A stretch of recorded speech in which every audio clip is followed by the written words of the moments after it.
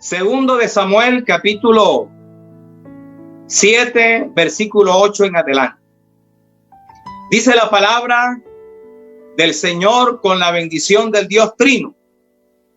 Ahora pues dirás asimismo a mi siervo David: así ha dicho Jehová de los ejércitos: yo te tomé del redil detrás de las ovejas para que fuese príncipe sobre mi pueblo, sobre Israel.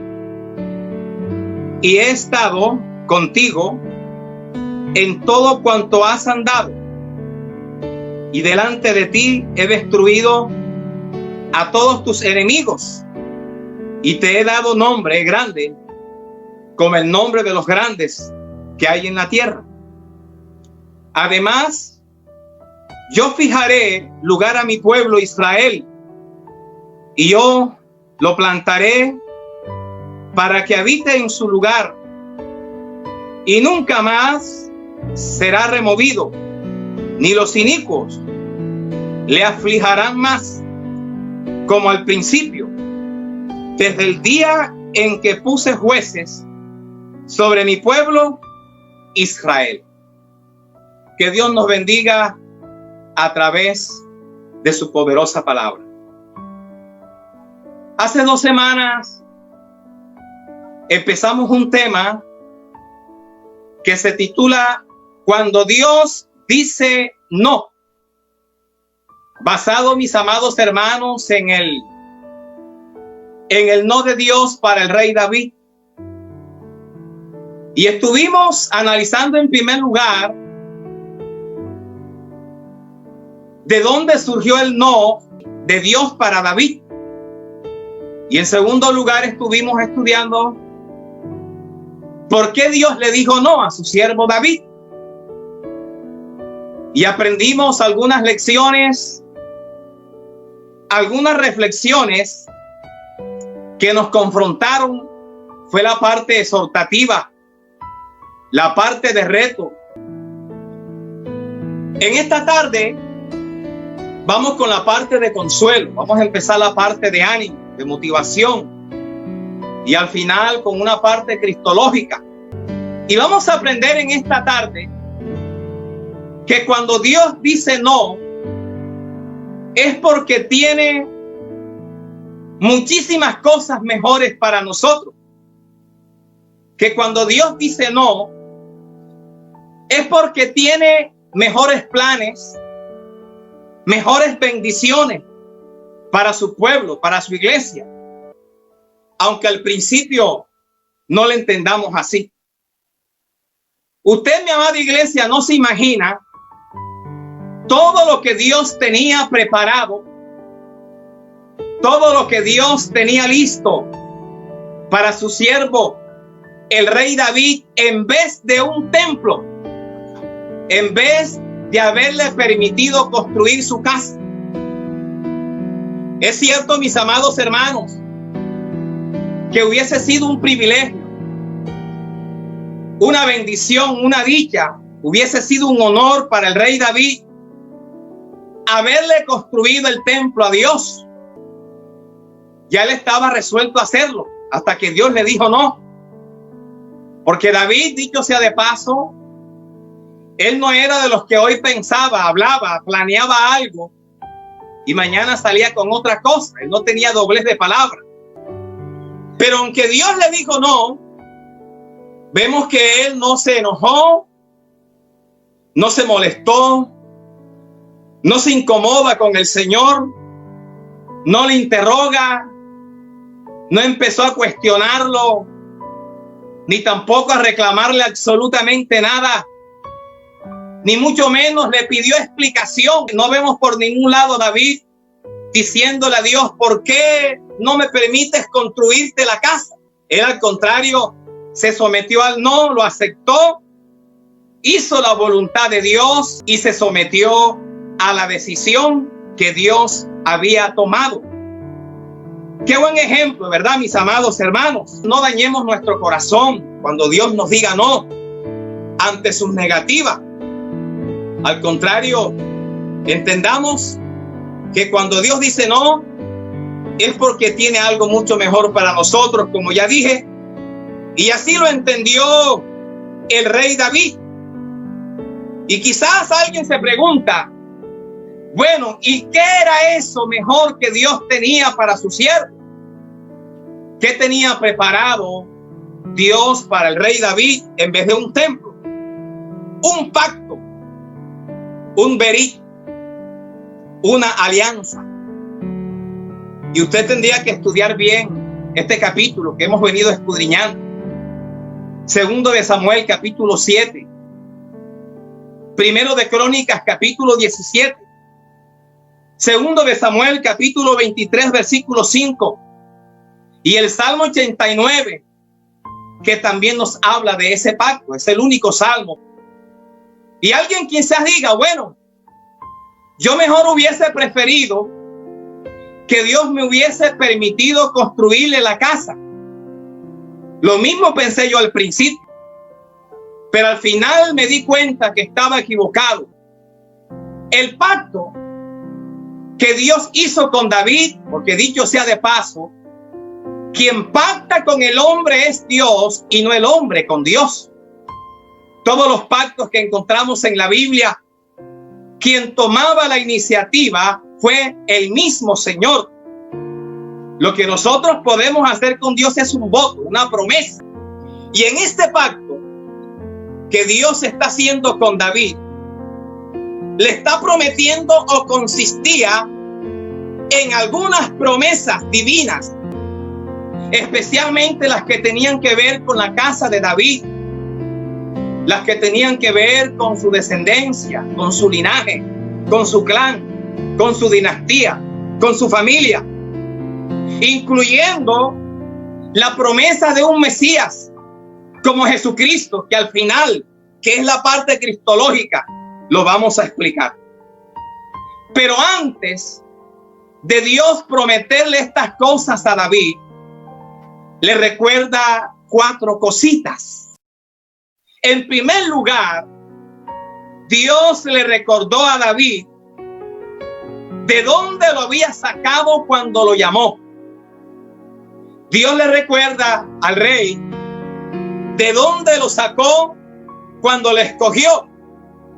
Y eso usted lo puede observar en el versículo 8. Y en ese texto dice claramente el escritor sagrado que Dios había tomado al rey David desde el redil, detrás de las ovejas. Es decir, que mientras David pastoreaba las ovejas de su padre Isaí, así como Moisés pastoreó las ovejas de su suegro Jetro, Dios tanto a él como a Moisés los tomó de sus lugares de trabajo, donde laboraban, donde ejercían su arte, su oficio. Dice una versión, cuando él era un simple pastor de ovejas, aunque no era un trabajo fácil, eran días de trabajo que dedicaban a ese oficio. El pastor de ovejas se exponía al sol, a la lluvia, al calor, a los peligros. Tenía que llevar a sus ovejas a las partes altas, a las montañas, a los desiertos, aún enfrentarse a la fiera para salvar a sus ovejas, cavar pozos para poder tener el agua suficiente para sus ovejas. Y hasta era un oficio que no era muy apetecido por los extranjeros, especialmente por los egipcios. Y es estando David en este oficio, cumpliendo con sus labores, porque dicho sea de paso, amada iglesia, Dios siempre ha llamado a los ocupados. Acuérdate de Amós, acuérdate de Eliseo, acuérdate de los discípulos pescadores, acuérdate del apóstol Pablo, entre otros que Dios llamó cuando ellos estaban dedicados a sus oficios. En este caso, David estaba pastoreando ovejas y Dios lo saca de ahí para que fuera príncipe de su pueblo. Usted lo puede observar en el mismo texto 8, en la parte B, para que fuera el líder de Israel, el jefe, el capitán, el caudillo. Lo tomó del redil para que fuera gobernante, para que reinara. De hecho, David primero reinó sobre Judá, después sobre Israel y después sobre el reino unificado. Y Dios lo toma del redil para que estuviera frente a su pueblo, para que lo guiara, para que lo unificara, e inclusive, según el Salmo 78, para que también los pastoreara. En una sola palabra, lo tomó de los pastos y lo trajo al trono. Y Dios está siendo claridoso con David. Se le está recordando de una manera bien explícita. Y haciendo un paréntesis aplicativo, qué bueno, mis amados hermanos, que Dios nos recuerde de dónde nos sacó. Que Dios nos recuerde a veces dónde estábamos, quiénes éramos, cuando nos escogió, cuando nos llamó para una labor específica, para llevar a cabo sus propósitos aquí en la tierra. Y nosotros también, mi amada iglesia, debiéramos recordarlo. Nunca tampoco nosotros debemos olvidar de dónde un día Dios nos tomó, de dónde Dios un día nos sacó. Eso va a servir para tener los pies en la tierra, para no llenarnos de orgullo, para ser siempre agradecidos con Dios. Eso nos va a servir, mi amada iglesia, para nunca querer volver atrás a pesar de lo que pase o suceda. Recordar de dónde Dios nos sacó va a servir para testificar de todo lo que Dios ha hecho por nosotros. Eso nos va a recordar quiénes éramos, dónde estábamos, qué hacíamos, dónde andábamos.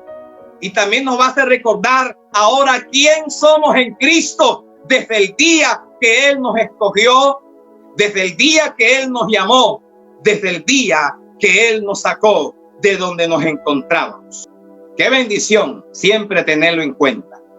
Entonces, mi amada iglesia, esto fue lo primero que Dios le recordó a su siervo David, de dónde lo había sacado.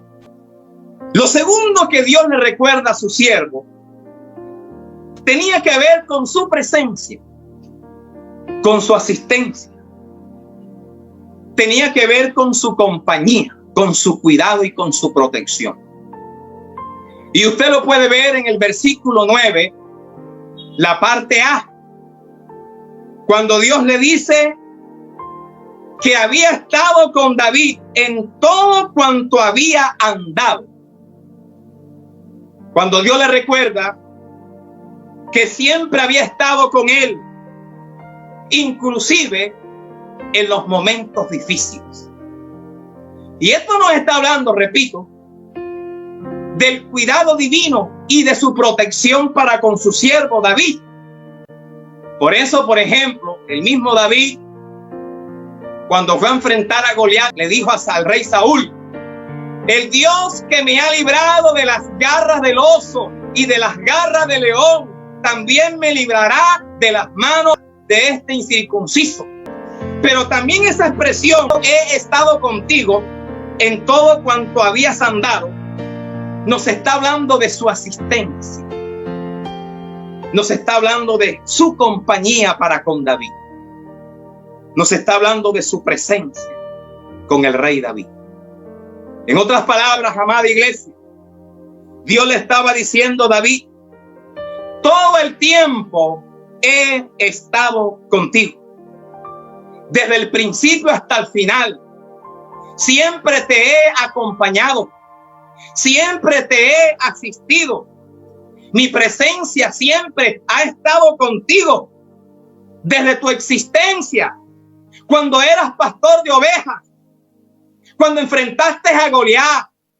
Cuando conquistaste la fortaleza de Sión. De hecho, amada iglesia, la misma Biblia se encarga en decírnoslo, en confirmarlo. Desde que Samuel ungió como rey de Israel, como sucesor de Saúl, dice que el Espíritu de Jehová vino sobre David. ¿Por qué creen ustedes, mi amado hermano, que le recomendaron a Saúl cuando el espíritu malo lo atormentaba. ¿A quién le recomiendan? A un muchacho que tocaba bien el arpa, pero también le están recomendando a un joven que Dios estaba con él, que tenía el respaldo, la compañía y la presencia de Dios. ¿Por qué cree usted que Saúl también le había dicho cuando fue a enfrentar a Goliat: Jehová esté contigo? ¿Por qué cree usted que aún Saúl, cuando lo empezó a perseguir, tenía temor?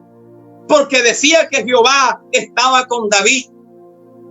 ¿Por qué cree usted que en 2 de Samuel, capítulo 5, versículo 10, cuando David conquistó la fortaleza de Sión, cuando conquistó a Jerusalén, que venció a los filisteos, que dice el escritor sagrado allí, que David se iba engrandeciendo, pero también dice allí que Dios estaba con él? Y de hecho, la presencia divina lo acompañó en todas sus batallas militares y de otras índoles.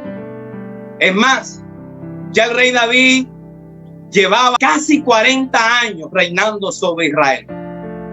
Ya estaba en su última etapa y todavía Dios continuaba con él. Todavía Dios lo seguía acompañando. Todavía el Señor lo seguía asistiendo. Todavía la Shekinah, la presencia divina, la doxa, la gloria de Dios seguía al lado del rey David. Y si usted analiza bien, en el primer recordatorio vimos que Dios le recordó de dónde lo sacó, de dónde lo llamó, y ahora le está recordando su compañía, su presencia, su asistencia. Porque mi amada iglesia, Cristo Rey, a quien Dios llama, Él también acompaña. Eso no lo dude. Acuérdate de Moisés, acuérdate de Gedeón, acuérdate de Jeremías y de otros personajes bíblicos que Dios también llama, que Dios también escogió para una obra específica, para llevar a cabo sus propósitos. El segundo recordatorio consiste en esto, en haberle recordado su presencia, su compañía, su asistencia, su cuidado. Y yo quiero en esta parte también aplicando, así como Dios estuvo con David desde el principio hasta el final, Dios también ha estado y seguirá estando con su iglesia, con su pueblo, y nos ha dado hasta señales de su presencia en todo este caminar. Y es cuando uno dice: wow, verdaderamente Dios está conmigo. Al estilo Jacob, en Génesis capítulo 28. Ustedes recuerdan que él venía huyendo de su hermano Esaú, que buscaba para matarlo. Iba para Harán a refugiarse en casa de su tío. Pero él, antes de llegar a su destino, la historia bíblica nos dice que Jacob pasó la noche en un lugar que él mismo llamó Betel, que significa casa de Dios y puerta del cielo. ¿Recuerdan ustedes cuando él vio el sueño, la visión de la escalera? Ángeles que subían y bajaban. Lo cierto es que cuando Jacob despertó, él dijo lo siguiente: ciertamente Dios estaba en este lugar y yo no lo sabía. No lo sabía, pero Dios estaba con él.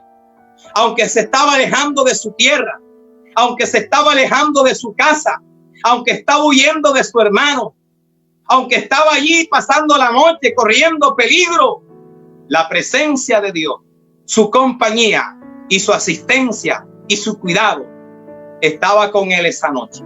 Es más, ya Dios se lo había dicho antes de despertar, porque en el sueño Dios le habla.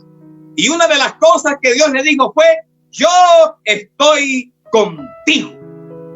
El problema, mi amada iglesia, es que las circunstancias, las dificultades, el desierto, el proceso, los imprevistos, las novedades nos hacen pensar y nos hacen creer en todo lo contrario. Las circunstancias nos hacen creer que Dios nos abandonó, que Dios nos dejó, que Dios se retiró de nosotros, que Dios nos dio la espalda, pero así no es. Es todo lo contrario. Es cuando más Dios está con nosotros. Y yo sé que muchos lo hemos experimentado así. Nos pasa a veces como a Gedeón en la época de los jueces, cuando los madianitas oprimían al pueblo. Y cuando Dios lo llamó, le dijo: Gedeón, varón esforzado y valiente, Jehová está contigo. Oiga, eso era para haber dicho amén, que sí, gloria a Dios, aleluya, lo creo. Pero no, Gedeón está diciendo lo contrario y está cuestionando la compañía divina. Y fue cuando dijo: si Dios está conmigo, ¿por qué nos está pasando esto? ¿Por qué los madianitas nos acosan, nos oprimen? Tendría usted que leer ese Jueces, capítulo 6. Pero mis amados hermanos, yo los motivo con esta palabra para que no dejemos que las circunstancias, que el desierto, que el proceso, que los problemas nos hagan dudar de la compañía, de la asistencia y de la presencia del Señor. Acuérdese de José y del apóstol Pablo. Ambos estuvieron presos. Uno en Egipto por una calumnia de la esposa de Potifar, que lo acusó, si hoy estuviera pasando eso, de violación, qué sé yo. Y usted conoce la historia. Y fue a parar a la cárcel.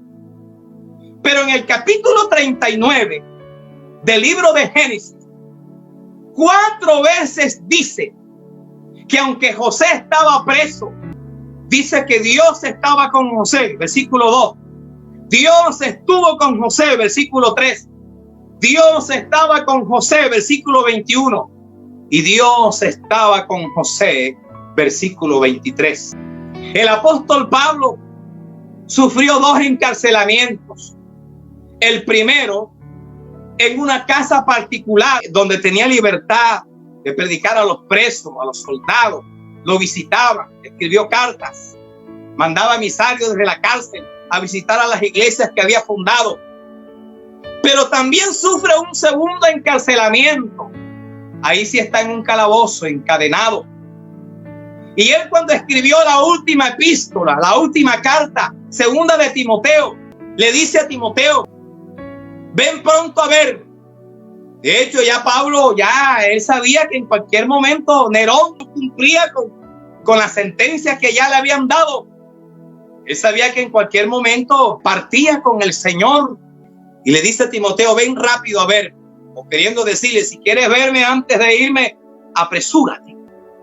Que fue cuando dijo también que le llevaran a Juan Marcos, que los había dejado en el primer viaje misionero. Algunos piensan que sirvió para que ellos se reconciliaran, porque veía que todavía podía ser útil en la obra del Señor. Y le dice a Timoteo en esa carta: todos me han dejado. Demas se fue amando las cosas de este mundo y regresó a Tesalónica. El único que está a mi lado se llama Lucas, el médico amado, y la presencia del Señor. Porque cuando uno más necesita ayuda, todo el mundo se va. Y aunque todos se vayan, a alguien Dios dejará a nuestro lado, como dejó a Lucas al lado de Pablo. Pero sobre todo, a pesar de todo, Dios siempre estará a nuestro lado. Dios siempre estará con nosotros. Alabado sea su nombre para siempre. Mi amada iglesia, yo sé que en estas últimas 2 semanas las cosas no han sido las mejores, pero a pesar de estas novedades, Dios ha estado con la iglesia y Dios seguirá estando con Cristo Rey. Y por eso, como el pastor nos ha venido enseñando, tenemos que seguir avanzando. Iglesia amada, no dudemos de eso. Familia Brieva Salazar, familia González Sierra, a pesar de todo, Dios ha estado con ustedes y lo seguirá estando. Yo no sé cuántos de ustedes recuerdan a Isaac, el hijo de Abraham. En el capítulo 25 del libro de Génesis, allí se registra la muerte de Abraham, el papá de Isaac. Y en el capítulo 26 de ese mismo libro, observamos que por causa del hambre, Isaac tuvo que irse para un lugar llamado Gerar. Y en cierto tiempo, estando allá, lo echaron, lo expulsaron. Todo porque Isaac estaba siendo más poderoso que ellos, que los filisteos, que el mismo rey Abimelech que reinaba en ese territorio. Todo porque Dios le estaba bendiciendo, estaba prosperando Isaac. Y hasta le cerraron los pozos que su padre Abraham había dejado. Y los pozos que Isaac abría también se los cerraron toditos. Pero Isaac seguía abriendo, porque uno tiene que ser perseverante y no tiene que dejarse vencer por el enemigo ni por las circunstancias. Pozo que le cerraban, pozo que Isaac abría hasta que lo dejaron quieto. Pero lo que quiero que entienda en este caso de Isaac, la historia dice que Dios estaba con Isaac, que Dios estaba con Isaac. De tal manera que el mismo rey Abimelech se dio cuenta de eso y trata de hacer un pacto con Isaac. Tratan de llegar a un acuerdo, alabado sea su nombre, porque los demás, a pesar de todo, tienen que ver, tienen que testificar y tienen que decir que Dios está con nosotros. Acuérdate del mismo José, el mismo Potifar decía, Dios está con ese hombre, porque todo lo que hace prospera, todo lo que toca es bendecido. Los demás tendrán que decir, wow, Dios está con esa mujer, Dios está con ese varón, Dios está con esa familia, Dios está con esa iglesia, porque a pesar de todos esos remesones, ahí están, firmes, de pie, alabando y glorificando al Rey de Reyes y Señor de Señores, porque dicho sea de paso, es la presencia la que nos fortalece. Bendito, su compañía es para darnos fuerzas para poder avanzar, para poder seguir adelante. El mismo Jacob, antes de su muerte, ¿qué le dijo a su hijo José? He aquí, yo voy a morir, pero Dios estará con ustedes y hará volver a la tierra de vuestros padres. Luego José también dice, yo voy a morir, mas Dios ciertamente os visitará. La visitación de Dios es algo más que su omnipresencia. Y os hará subir de esta tierra, o sea, de Egipto, tierra de esclavitud, a la tierra que juró Abraham, a Isaac y a Jacob. Así que aún en estas novedades que hemos padecido, Dios ha estado con nosotros y seguirá estando. Alguien dirá, ¿cómo usted va a decir eso, hermano Gary? Si usted no lo cree, ya usted, pero yo lo creo que así es. Porque es fácil decir en las buenas, es fácil decir en la salud, es fácil decir en la abundancia, es fácil decir en la vida, Dios está conmigo, aleluya, gloria a Dios. Pero cuando sucede todo lo contrario, y es ahí donde hay que tener el carácter, la firmeza y la seguridad que a pesar de Él sigue con nosotros. Y esa es la promesa de Jesucristo. Antes de ascender al cielo lo dijo en el contexto de la gran comisión: y yo estoy con vosotros todos los días hasta el fin del mundo. Alguien dijo que si Dios está conmigo, hasta el desierto es bueno. Yo no me preocupo, se lo digo con toda certeza. A mí no me preocupa las situaciones que se presentan si Dios está conmigo. Me preocuparía si Dios no estuviera conmigo en esas situaciones difíciles que se presentan en la vida. Así que yo lo animo a creer esta gran verdad. Hay varias cosas que uno piensa y que uno dice y que uno cuestiona en los momentos difíciles, en el proceso, en el desierto, en la novedad, en los imprevistos de la vida. La primera, que si Dios es amor, ¿por qué me está pasando eso? La segunda, que si Dios es poderoso, ¿por qué no actúa? Y la tercera, que si Dios está conmigo, ¿por qué me está sucediendo esta vez? Yo quiero que usted entienda, a pesar de todo, Él nos ama. A pesar de todo, sigue con nosotros. Y a pesar de todo, Él sigue siendo poderoso y soberano. De manera, mi amada iglesia, este fue el segundo recordatorio que Dios le hizo a su siervo David. Su presencia. Le recordó su asistencia. Le recuerda su compañía. Luego le hace un tercer recordatorio que tiene que ver con las victorias y con las liberaciones que David había obtenido gracias al respaldo de Dios. Y eso usted lo ve en el versículo 9, la parte B.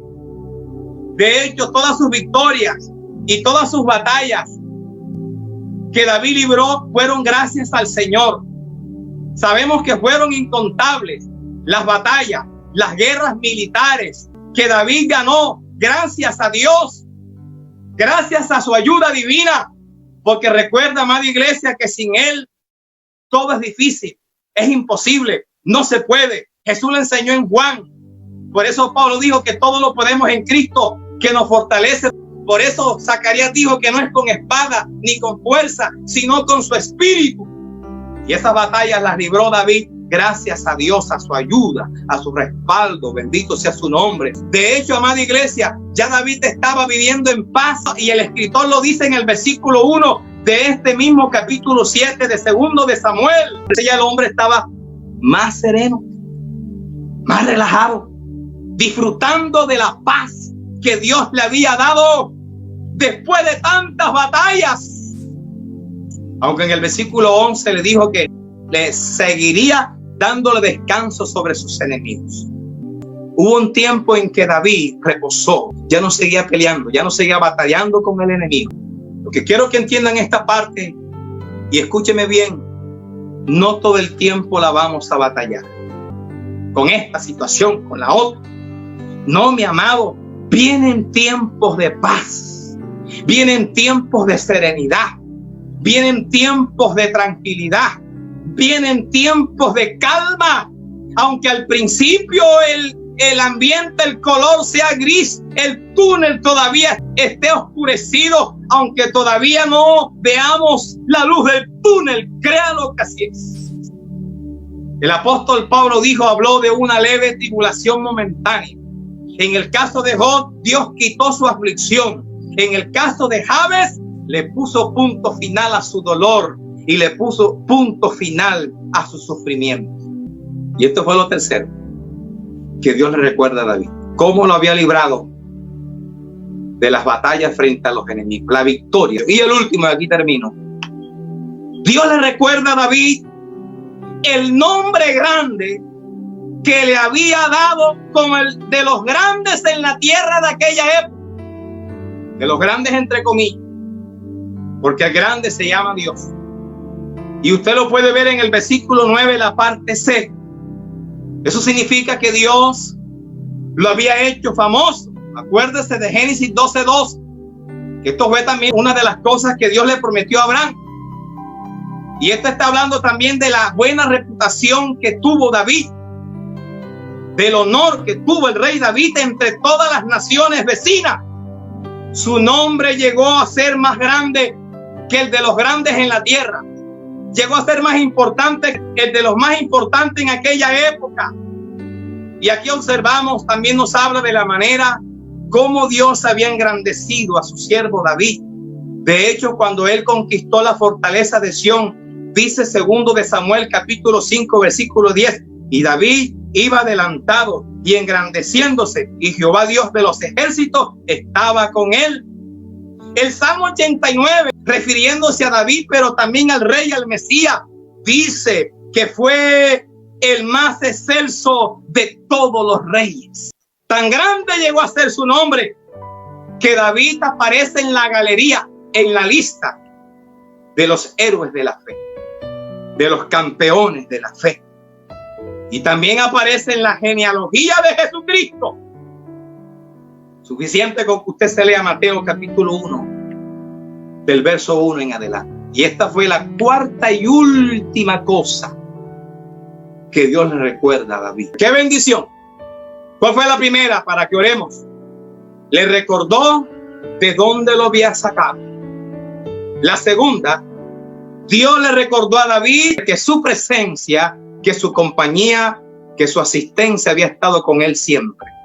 La tercera, Dios le recuerda a David las victorias que le había dado sobre el enemigo, las veces que le dio la salvación en las batallas militares. Y esta cuarta, Dios le recordó el nombre grande que le dio a su siervo, más grande que los demás habitantes de la tierra.